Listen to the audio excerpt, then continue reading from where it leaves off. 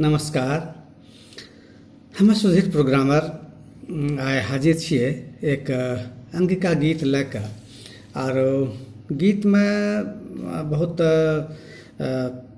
बढ़िया बात ई छै कि एक नई नवेली दुल्हन, एक नई नवेली बेटी अपनो ससुराल आबै छै और घर द्वार देखी के बहुत गदगद होइ छै और तखनिए वो कुछ संकल्प भी लै छै और उ संकल्प का अपनो सास का बताबै छै कि सासू जी हमरो सौभाग्य छै कि अपने रकम सास मिललो छै, घर द्वार मिललो छै और अब अपने भी निश्चिंत रहिए, अपने जे एते सुंदर हमरा उपहार देने छी एकरो हम ऋण जरूर चुकता करबे। और केना करबे देखिए वो कहै छै की बात अपनो गीत के माध्यम।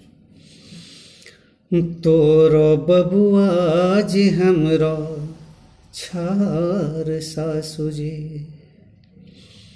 तोरो बबुआ जी हमरो छार सासू जी,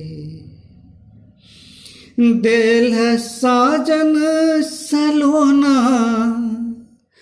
देल है साजन सलोना उपहार सासू जी, तोरो बबुआ जी हमरो छार सासू जी, तोरो बबुआ जी हमरो छार सासू जी।